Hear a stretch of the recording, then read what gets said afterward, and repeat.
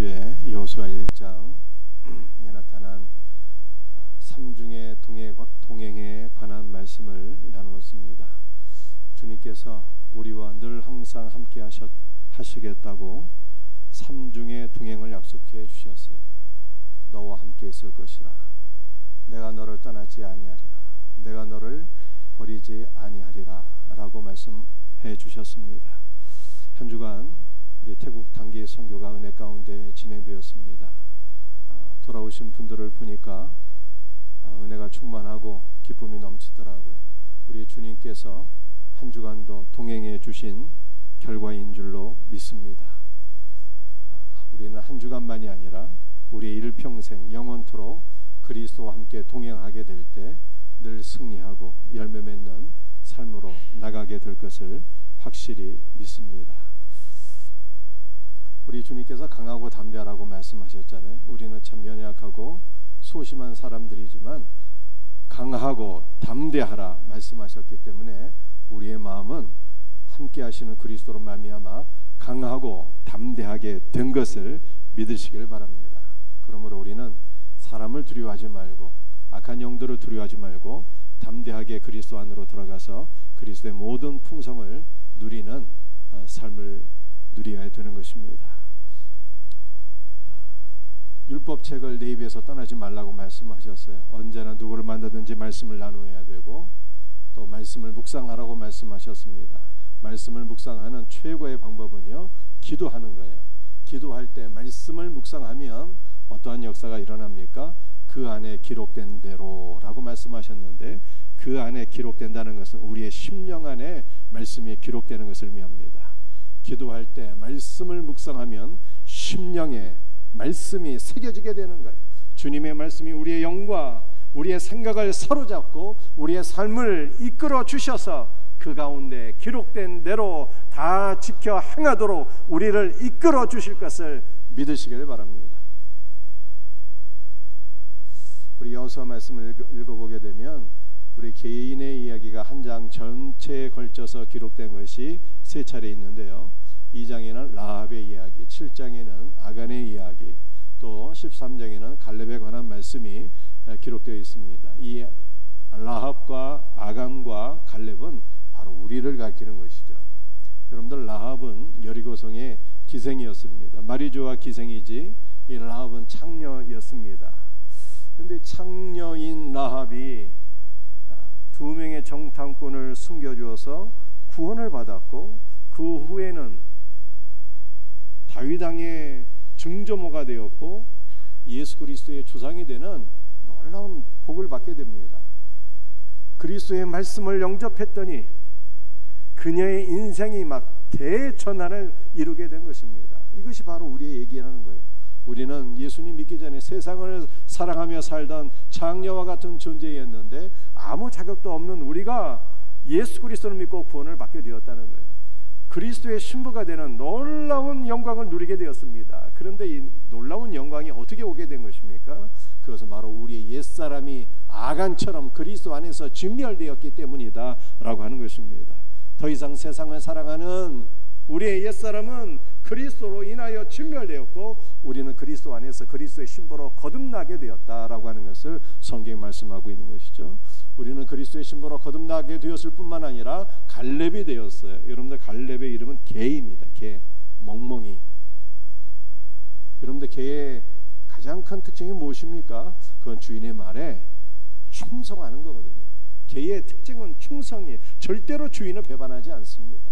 그래서 우리는 그리스도의 신부가 되었을 뿐만 아니라 오직 그리스도를 위해서 사는 충성된 일꾼이 되었다라고 하는 것을 성경이 말씀하고 있는 것입니다.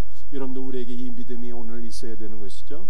우리는 세상을 사랑하며 살던 자였으나 그리스도의 말씀을 영접해서 그리스도의 신부가 되었고, 우리의 옛사람은 아간처럼 진멸이 되어서 우리는 그리스도 안에서 완전히 새로운 삶을 살게 되어서 갈렙처럼 충성된 일꾼이 된 거예요. 이 놀라운 은혜가 우리 모두에게 경험되어지기를 주의 이름으로 축복합니다. 여러분들, 라합의 이야기 마태복음 1장에도 기록되어 있습니다. 라합은 두 명의 정탐꾼을 영접해서 그 위에 살몬과 결혼하게 되죠. 다윗 왕의 고조모가 되고 예수 그리스도의 조상이 되는 인생의 대전환을 이루게 되었어요. 인생의 대전환을 누가 이루었습니까? 바로 저와 여러분이 이루었다는 거예요. 예수 믿기 전과 예수 믿고 나서 지금의 삶을 한번 비교해 보시길 바랍니다. 우리처럼 인생의 대전환을 이룬 사람이 누구이겠습니까? 인생의 대전환은 오직 예수님을 만날 때 이루어지는 것입니다. 예수님 만나서 귀하게 쓰임 받는 우리 복된 성도들 되시기를 주의 이름으로 축복합니다.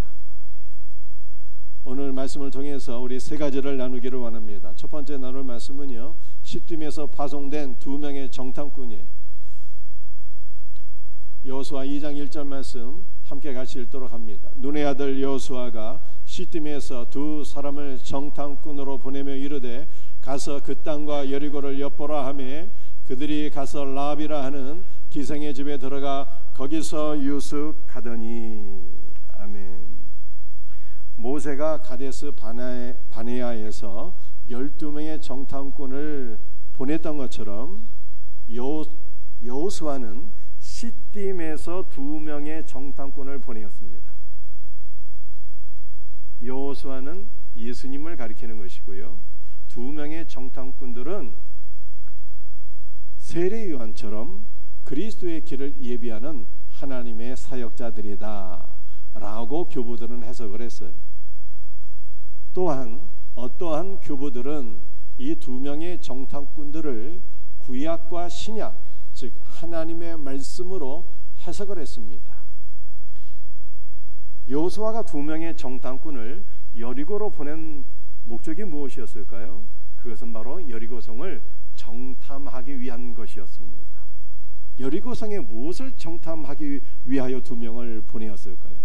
그것은 단순히 여리고성을 무너뜨리고 정탐할 목적만이 아니라 여리고성 안에 있는 사람들이 하나님을 향하여, 이스라엘을 향하여 어떠한 상태에 있는지 살피기 위해서 보낸 것입니다.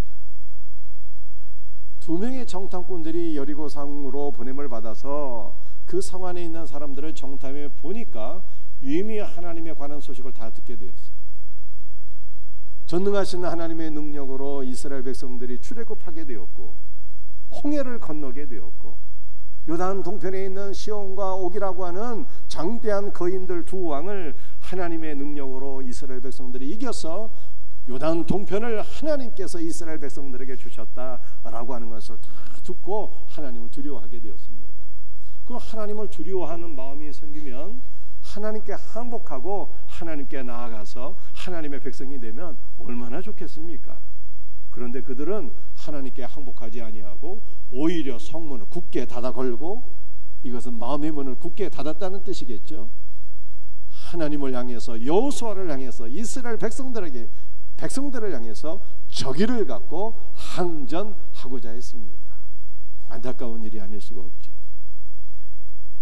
여러분들, 이스라엘 백성들 가운데 2 사람이 정탐꾼으로 여리고성으로 가게 된 것은요, 여리고성 안에 있는 사람들의 형편이 어떠한가, 즉 다시 말해서 여리고성 안에 있는 사람들 가운데 누가 하나님을 향해서 마음문이 열려 있는가, 누가 예수를 믿고 구원받을 사람인가, 그것을 살피기 위해서 갔던 것입니다. 그런데 오늘 우리는요, 주 예수 그리스도에 의해서 이 땅에 보내진 2명의 정탐꾼인 것을 믿으시기를 바랍니다. 여러분들, 2 정탐꾼은 하나님의 말씀이라고 제가 해석을 했습니다.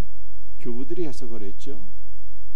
하나님의 말씀인 성경을 우리가 믿음으로 취하고 하나님의 말씀을 소유하고 있는 자는 다 2명의 정탐꾼인 것입니다. 하나님께서 우리를 오늘 이 땅에 보내신 거예요. 왜 보내셨습니까? 누가 이 땅 가운데 구원받을 자인가, 그것을 살피라고 보내주십니다. 여러분들, 이번 한 주간은 우리가 구전 명절입니다. 명절에 여러분들이 형제들을 만나고 친인척들을 다 만나게 될 것입니다. 그러면 우리는 정탐해야 돼요. 그동안 우리 가족들 가운데 누가 그리스도를 향하여 마음의 문이 좀 열려 있는가, 이걸 잘 정탐해 갖고 그들을 위해서 기도하며 복음을 증거하고 하나님께로 인도해야 되는 것입니다. 아멘입니까? 여러분들, 우리 생명샘교회가 건축할 때부터 이 잠농장이 개발된다고 하는 소문이 있었어요. 그런데 그 소문이 20년이 넘게 이루어지지 않다가 지금 우리 눈앞에 지금 펼쳐지고 있습니다. 잠농장 이 공원이 완성 단계에 있고요. 대우 푸르지 아파트가 3월 26일부터 입주입니다. 얼마나 우리가 바라고 기다렸던 일인지 몰라요. 이러한 상황 속에서 우리는 어떻게 살아야 되는 것입니까? 2명의 정탐꾼으로 살아야 되는 거예요. 우리 동네에 이사 오시는 분들을 잘 우리가 정탐해야 되는 것이죠. 푸르지 아파트에 입주하는 분들을 잘 살펴야 되는 거예요. 이 가운데 누가 예수를 믿고 구원받을 자인가, 이것을 살펴서 우리의 전도 대상자 VIP로 정해야 되는 것입니다. 그들을 위해서 기도하고 사랑으로 섬기고 복음을 증거하게 될 때 우리는 사명을 감당하는 2명의 복된 정탐꾼으로 주님 앞에 쓰임받게 될 것을 믿으시기를 바랍니다. 이와 같은 은혜가 있기를 예수님의 이름으로 축복합니다. 여호수아가 2명의 정탐꾼을 시딤에서 파송을 했어요. 이 시딤이라고 하는 것은 시딤 나무가 많이 있는 골짜기다 라고 하는 뜻입니다. 시딤 나무가 많이 있는 골짜기에서 2명의 정탐꾼을 여리고로 파송했어요. 여러분들 시딤 나무는 다른 말로 하게 되면은 아카시아 나무라고도 하고 또 다른 말로 하면 조광목이라고도 합니다. 그런데 이 시딤 나무는 어떠한 용도로 사용되는 나무일까요? 성막이나 성전에는 여러 성물들이 있었습니다. 예를 들면 성전 뜰에는 번제단이 있었고요. 또 성전 안에는 떡상도 있고 분향단도 있었죠. 지성소 안에는 언약궤가 있었습니다. 그런데 이렇게 성전 안에 있는 거룩한 성물들을 만드는 나무가 바로 시딤나무예요. 시딤나무로 거룩한 성물을 만들었던 것입니다.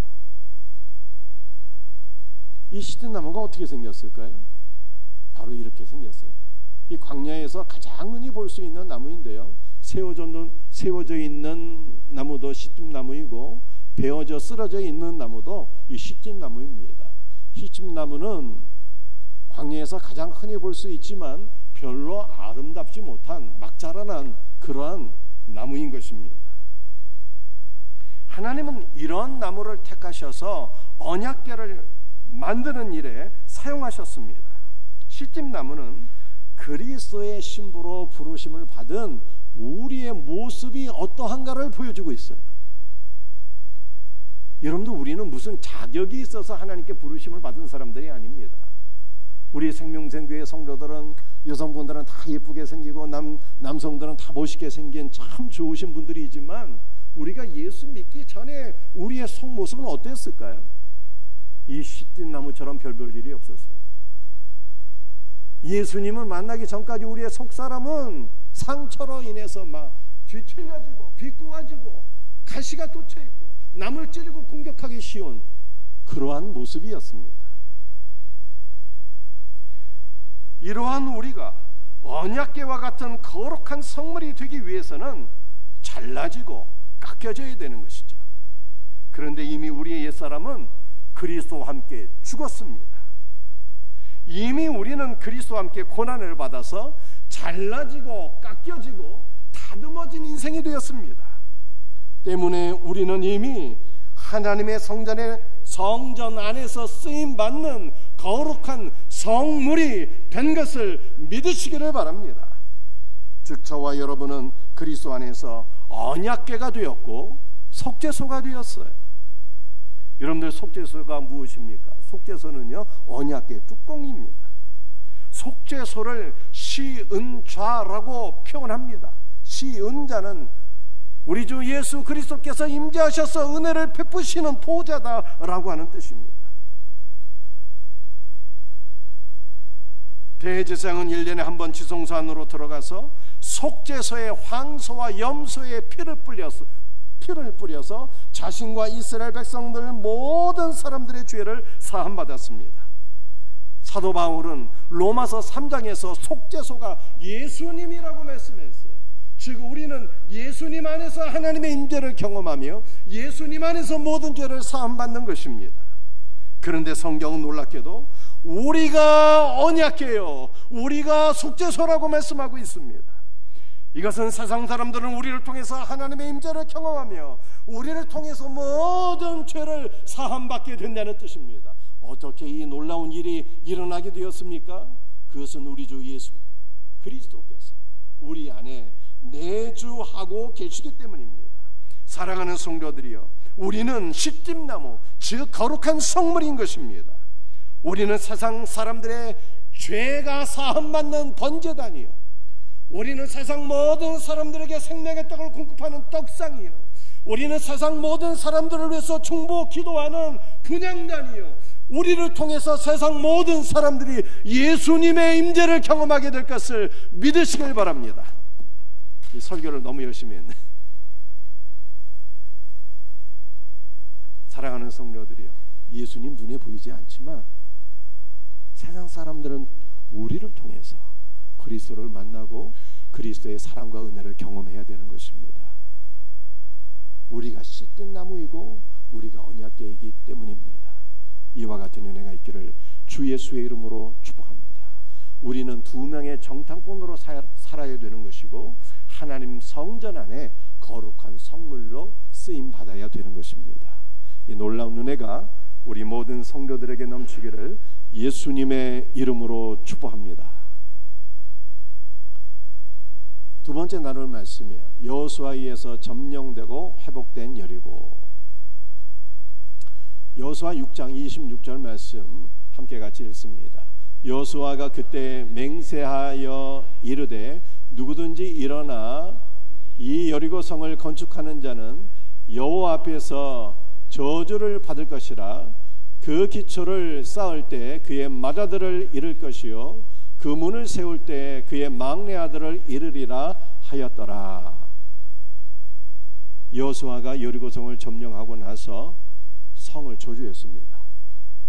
누구든지 여리고성을 건축하는 자는 저주를 받으리라.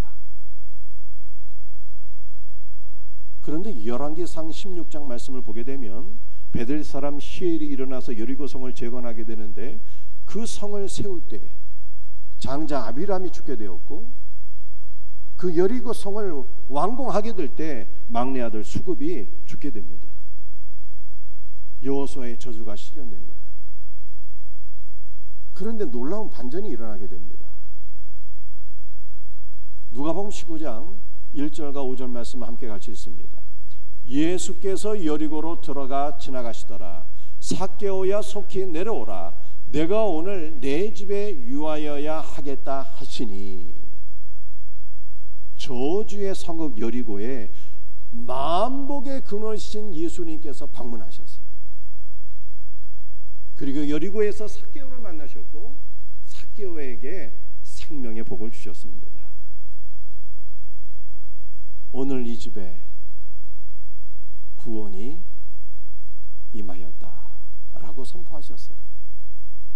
구원받은 삭개오를 통해서 저주의 성읍 여리고에 그리스도의 생명이 확산되고 충만하게 되었습니다.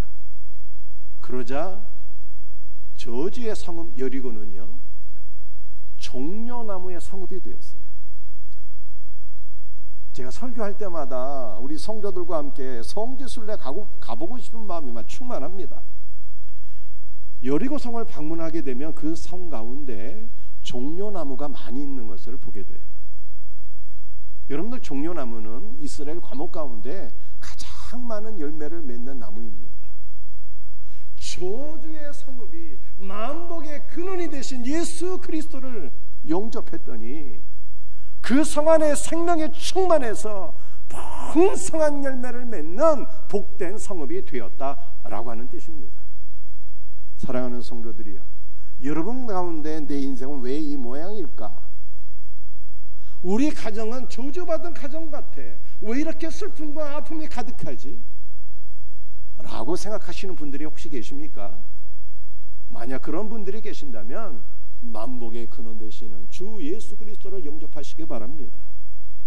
만복의 근원 되시는 주 예수 그리스도를 영접하는 성도와 가정은 복을 받지 않을래야 받지 않을 수가 없는 것입니다. 내가 반드시 너를 북주고 북주리라 라고 말씀하셨어요. 예수 그리스도를 믿음으로 영접하는 자마다 저주는 물러가고 그리스도 안에서 참된 생명이 넘치고 그가 하는 모든 일에 하나님의 영광을 위하여 많은 열매를 맺게 될 것을 믿으시고 이와 같은 복된 삶으로 우리가 나갈 수 있기를 주 예수의 이름으로 축복합니다.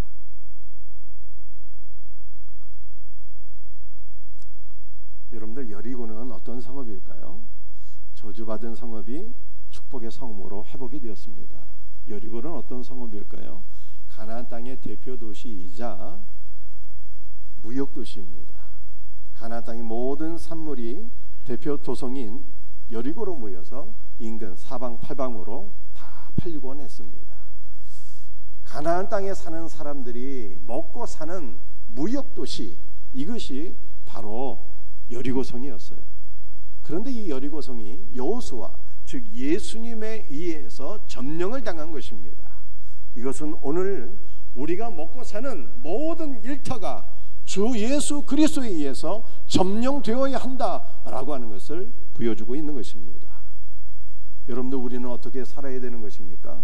주일이면 예배당에 모여서 우리가 거룩한 모습으로 예배를 드리지만 다시 가정과 일터로 돌아가서는 예수 믿지 않는 사람처럼 살아서는 안 된다라고 하는 뜻입니다.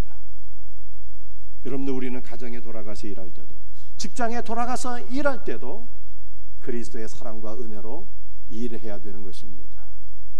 나의 타고난 능력으로 일하는 것이 아니라 주님을 의지하며 기도하면서 주님이 주신 은혜와 지혜와 능력으로 일해야 되는 것입니다. 우리가 가정에서 자녀를 양육할 때나 직장에서 일할 때도 그리스도 예수의 사랑과 은혜로 섬겨야 되는 것입니다. 이렇게 될 때 직장이 그리스도의 은혜와 사랑으로 점령되고 변화되는 역사가 일어나게 되는 것입니다. 바로 이것이 우리의 삶의 모든 영역에서 그리스도께서 주인 되는 삶을 살게 되는 것이고, 그렇게 될 때 우리의 삶의 모든 영역이 천국으로 변화되어서 하나님께 영광 돌려드리게 되는 것입니다. 우리의 삶의 모든 영역이 예수님의 은혜로 점령되어지는 복된 역사가 있기를 주의 이름으로 축복합니다. 오늘 마지막 세 번째로 나눌 말씀입니다. 하늘의 소망을 둔 라합입니다. 여러분들, 라합의 이름의 뜻은요, 넓히다라고 하는 뜻이에요. 라합은 두 명의 정탐꾼을 만나기 전에는 세상을 향해서 마음의 문이 활짝 열려져 있는 그러한 삶을 살았습니다. 그런 라합이 변화된 것이죠. 그리스도를 향하여서 하나님께서 행하신 위대한 일을 들으면서 이제는 세상을 향하여 열려진 마음은 닫혀지고 그리스도를 향하여서 오히려 마음이 활짝 열려져서 두 명의 정탐꾼을 영접하게 된 것입니다. 여러분들, 두 명의 정탐꾼은 하나님의 말씀이라고 교부들이 해석을 했습니다. 여러분들, 우리의 마음도 라합의 마음처럼 변화될 수 있기를 축복합니다. 세상을 향해서 열려진 마음은 닫혀지고 예수 그리스도의 생명의 말씀을 향해서는 마음이 활짝 열려져서 아멘으로 말씀을 받으며 말씀 가운데 그리스도의 풍성한 은혜와 생명을 누리며 살아가는 복된 성도들이 될 수 있기를 주의 이름으로 축복합니다. 여호수아 2장 3절 말씀 한번 읽어보겠습니다. 여리고 왕이 라합에게 사람을 보내어 이르되 내게로 와서 내 집에 들어간 그 사람들을 끌어내라. 그들은 이 온 땅을 정탐하러 왔느니라. 여리고 왕은 사람들을 보내어서 라합의 집에 들어온 그 두 명의 정탐꾼들을 끌어내려고 했습니다. 여러분들, 이것은 이 세상 가운데 역사하는 원수 마귀가 하는 일이 무엇일까라고 하는 것을 보여주고 있는데요, 원수 마귀는 우리의 심령에 들어온 하나님의 말씀을 끄집어내어서 이제 우리가 하나님의 말씀대로 사는 것이 아니라 인간의 지식과 능력으로만 살아가게끔 하는 존재, 이것이 바로 원수 마귀 사탄의 역사다라고 하는 것을 보여주고 있는 것이죠. 그러므로 우리는 어떻게 살아야 되는 것입니까? 세상적인 지식으로만, 나의 판단으로만, 내 소견에 옳은 대로만 살지 마시고 내 안에 들어온 하나님의 말씀을 붙잡고 하나님의 말씀을 따라 순종하며 살아갈 수 있는 우리 복된 성도들 다 되시기를 주의 이름으로 축복합니다. 여호수아 2장 6절 말씀에 그가 이미 그들을 이끌고 지붕에 올라가서 그 지붕에 버려놓은 3대에 숨겼더라. 라합은 2명의 정탐꾼을 데리고 어디로 올라갔습니까? 지붕 위로 올라가서 지붕 위에 버려놓은 3대 사이에 2명의 정탐꾼을 숨겨주었습니다.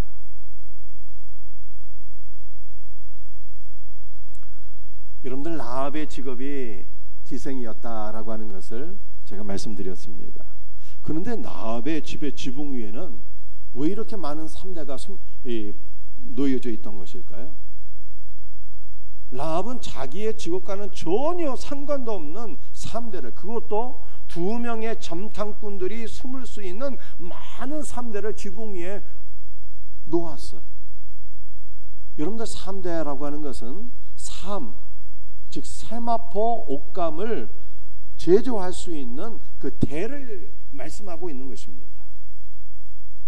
아니, 자기 직업이 옷감 장수도 아닌데 무슨 의로 사업을 하는 루디와 같은 그런 직업이 아닌데 직업이 기생인데 왜 그렇게 지붕 위에 옷감을 제조할 수 있는 많은 3대를 올려놓았을까라고 하는 것입니다. 그 이유가 대체 무엇일까요? 잠언서 31장 10절과 13절 말씀 우리 한번 같이 읽어보겠습니다. 누가 현숙한 여인을 찾아 얻겠느냐? 그의 값은 진주보다 더하니라. 그는 양털과 삼을 구하여 부지런히 손으로 일을 하며 현숙한 여인을 누가 얻을 수 있겠느냐? 그 값은 진주보다 더하다. 그런데 현숙한 여인이 어떤 여인입니까? 양털과 삼으로 부지런히 일해서 옷감을 제조해서 옷을 만들고 그 옷을 가족들에게 입혀주는 여인이다. 이렇게 잠언서 31장에 말씀하고 있습니다. 여러분들, 양털로 옷을 지어 입힌다는 거예요. 성경은 어떤 책일까요? 성경은 무슨 옷 만들어 옷 입혀주는 것을 말씀하고 있는 책이 아니잖아요. 성경은 무슨 책입니까? 성경은 예수님에 관한 말씀이에요. 잠언서 31장도 예수 그리스도를 말씀하고 있는 것입니다. 우리 예수님은 어떤 분이십니까? 예수님은 하나님의 어린 양이에요. 그래서 양의 털로 옷을 지어 입히려면 하나님의 어린 양이 죽어서 그 양의 가죽이 있어야 되고 양의 털이 있어야 되는 것입니다. 그래서 양의 털로 지어 입은 옷은 바로 예수 그리스도로 옷 입는 것을 의미하는 것이죠. 구약 성경 창세기 3장 말씀을 보게 되면 하나님께서는 범죄하여서 에덴 동산에서 추방당한 아담과 하와를 위해서 가죽옷을 지어 입히셨어요. 가죽옷은 어린 양의 가죽으로 지어 입은 옷을 가리키는 것입니다. 그런데 왜 가죽옷을 지어서 입히셨을까요? 에덴 동산에서 범죄하여 추방을 당하게 되었는데 추방당한 아담과 하와가 잃어버린 하나님의 나라를 되찾기 위한 단 하나의 방법은 너희가 하나님의 어린 양이신 예수 그리스도로 옷을 입게 될 때 하나님의 나라를 되찾을 수 있다라고 하는 것을 보여주기 위함이었어요. 여러분들, 잠언서 31장 말씀을 보게 되면 현숙한 여인은 양의 털로 옷을 지어 입힐 뿐만 아니라 삼을 지어서 삼으로 가족들을 위한 옷을 지어 입히는 여인이다, 이렇게 말씀하고 있습니다. 여러분들, 이 잠언서 31장에 기록된 삼과 여호수아 2장에 기록된 라합의 지붕 위에 버려놓은 3대는 같은 단어예요. 같은 단어. 이 삼이라고 하는 것은 세마포 옷감을 가리키는 것입니다. 세마포 옷은 누가 입는 옷일까요? 세마포 옷은요, 제사장의 속옷. 제사장의 의복인 거야. 제사장의 의복. 여러분들, 우리 예수님은 왕같은 제사장인 우리 성도들에게 의의 세마포 옷을 지어 입혀주시는 분임을 믿으시기를 바랍니다. 여러분들, 성도는 자기 의와 공로로 하나님 앞에 설 수 있는 존재가 아닙니다. 우리는 라합처럼 아무 공로도 없는 이방 죄인들이에요. 이방 죄인들인 우리가 어떻게 하나님 앞에 설 수 있습니까? 예수 그리스도께서 입혀주시는 의의 세마포 옷을 입게 될 때 우리는 예수 그리스도의 의와 공로를 힘입어서 담대히 하나님 앞에 서게 되는 것을 믿으시기를 바랍니다.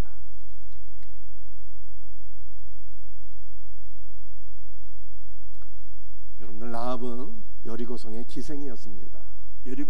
여리고성의 기생인 라합이 세마포 옷을 만드는 많은 삼대를 지붕 위에 올려놓은 것은 이제 그녀가 더 이상 장녀로 불의한 삶을 사는 것이 아니라 예수 그리스도 안에서 거룩한 세마포 옷을 입고 새로운 인생, 그리스도를 위한 거룩한 삶을 살아가기를 간절히 소원했다라고 하는 것을 보여주고 있는 것입니다.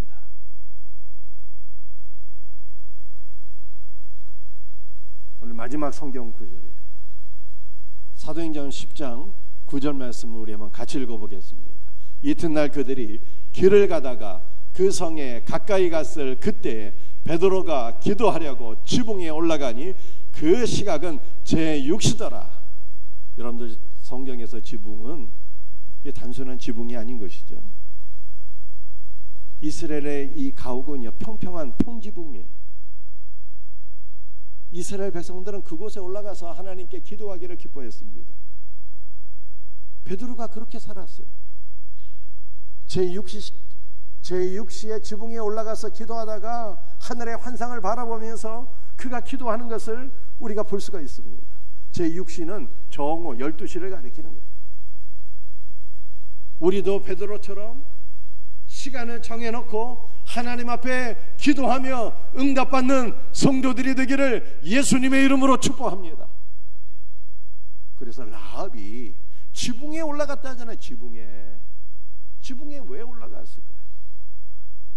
라합이 지붕 위에 올라간 것은 그가 하늘에 소망을 두고 하나님께 기도하기 위하여 올라갔다는 거예요. 올라갔다. 그 지붕 위에, 기도하는 그 지붕 위에 3대가 놓여져 있었으니 기도하는 여인 라합은 이제 더 이상 장녀로서 불의한 삶을 사는 것이 아니라 하늘에 소망을 두고 그리스도 예수를 구하며 그리스도 예수 안에서 거룩한 세마포 옷을 입고 새로운 인생 거룩한 삶을 살기를 소원하게 되었다라고 하는 것을 보여주고 있는 것입니다. 그런데 라합이 그 지붕 위에 올려놓은 3대 안에는 누가 들어가서 숨게 되었습니까? 2명의 정탐꾼들이 그 3대 안에 들어가서 숨게 되었잖아요. 이것은 우리의 소망 안에는, 이것은 우리의 기도 안에는 2명의 정탐꾼, 즉 그리스도 예수의 말씀이 있어야 된다는 거예요. 말씀이 없는 기도는요, 다 헛되고 가증한 것뿐이에요. 말씀이 없는 소망은 다 헛되고 가증하고 이기적인 것뿐입니다. 여러분들, 우리는 새로운 소망을 꿈꾸며 새로운 삶을 살아야 되는 거예요. 우리의 남은 인생이 이전과는 확연하게 다른 주 안에서 쓰임받는 거룩하고 복된 인생이 되기를, 열매 맺는 삶이 되기를 예수님의 이름으로 축복합니다. 여러분들, 우리가 그리스도 예수 안에서 열매 맺는 복된 삶을 살기 위하여 우리는 기도해야 되는 것이고, 우리의 기도 안에는 우리의 타락한 이기적인 욕심, 정욕이 가득한 것이 아니라 오직 예수 그리스도의 말씀이 충만해야 되는 거예요. 그리스도의 말씀을 붙잡고 기도하며 새로운 소망을 품고 꿈꾸며 그리스도 예수 안에서 열매 맺는 복된 삶, 거룩한 산으로 나가는 우리 성도들이 다 되기를 예수님의 이름으로 축복합니다.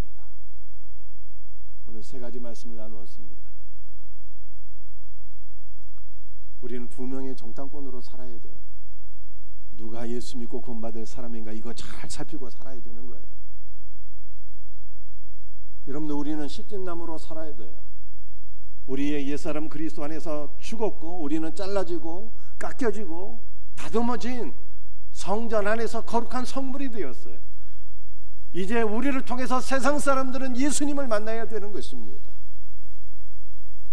저주의 성읍 여리고에 예수님이 오시자 생명이 가득해서 풍성한 종려나무의 성읍이 되었잖아요.